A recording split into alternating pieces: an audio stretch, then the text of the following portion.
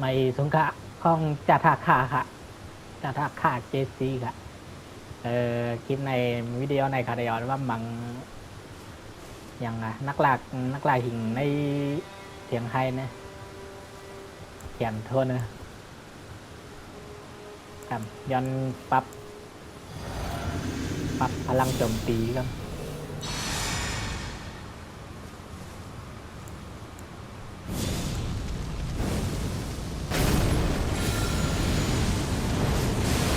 บืดก่อนได้เปรียบ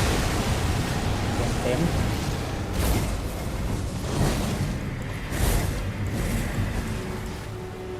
กินกุ้ง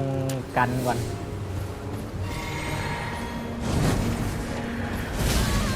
โอ้โหถ้าว่าแรงจังใจเย็นคาแลปี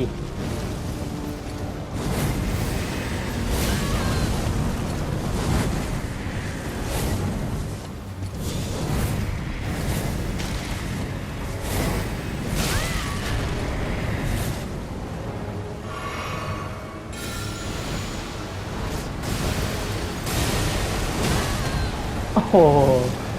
เต็มทิ้ง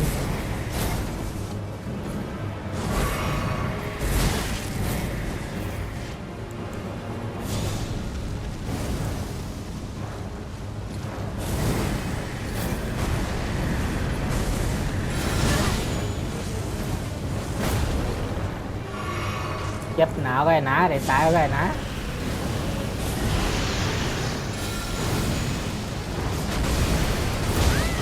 โอ้โหดับแบบกันเลยกว่า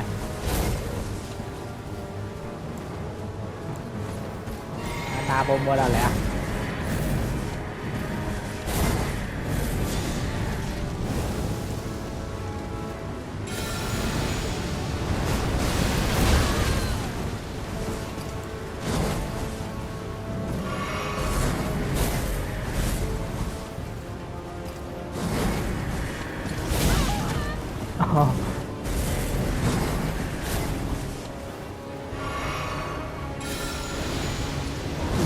หลอกสุดท้ายอ่ะโอ้โห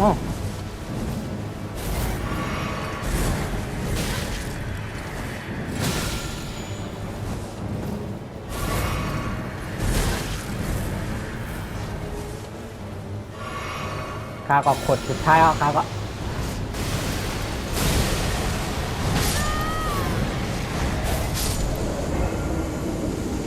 โอ้ตายคู่